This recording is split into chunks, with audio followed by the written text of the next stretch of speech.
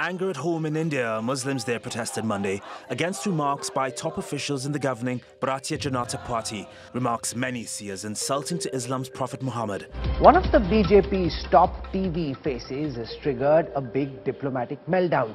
Nupur Sharma's comments on the Prophet Muhammad sparked a big backlash from the Arab world. Those remarks have now spread far and wide, and they've triggered widespread protest in the Islamic world.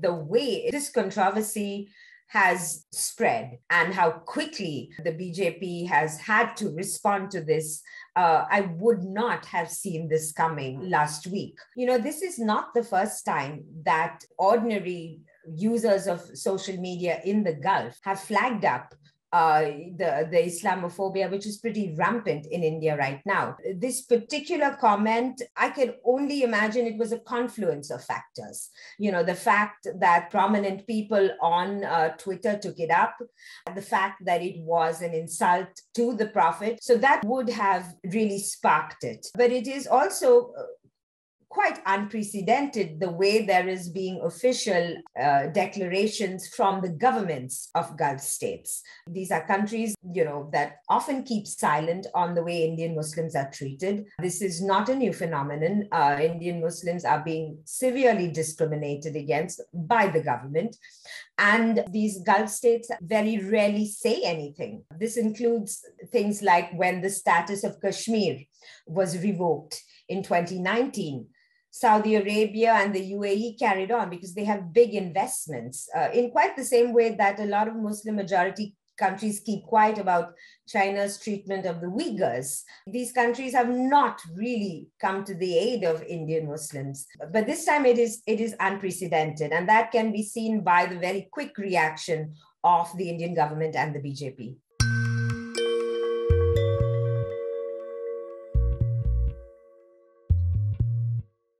There is no doubt that the situation has gone worse since the BJP is in power, and particularly since Narendra Modi's second administration after his re-election. In 2019, it's when it really started to peak. There's always been an element of Islamophobia in India. Even before the BJP government, the Indian society, when it comes to Islamophobia, was a sort of anti-woke country where, you know, these casual things, casual anti-Muslim statements were very prevalent. But after Modi was re-elected, that's when this went up a notch. And it came with several policy initiatives of the Modi government, a very controversial citizenship law amendment. This was followed by the revoking of the special status of Kashmir, which was the only Muslim majority state in India.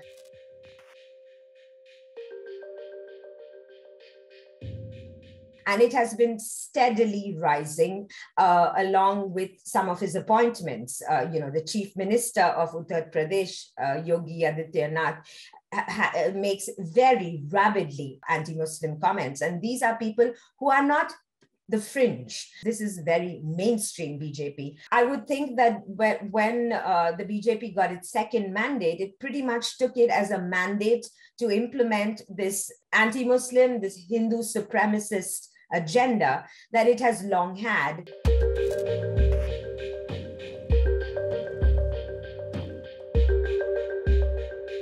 India's birth as a nation was a very bloody birth, because India got independence with the partition of what was British India into a Muslim majority Pakistan and what ended up being a Hindu majority India. So this fault lines between the religions marks the birth of India.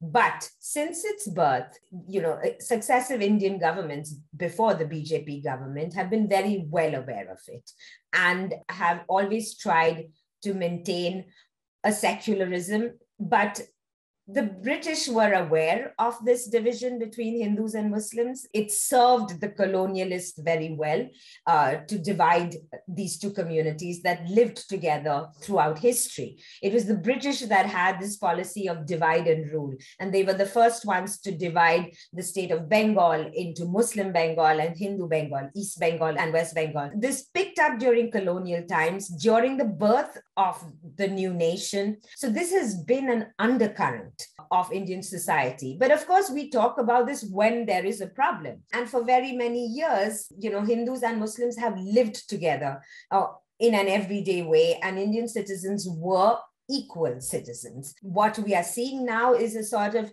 repealing of those old constructs of equality of all citizens.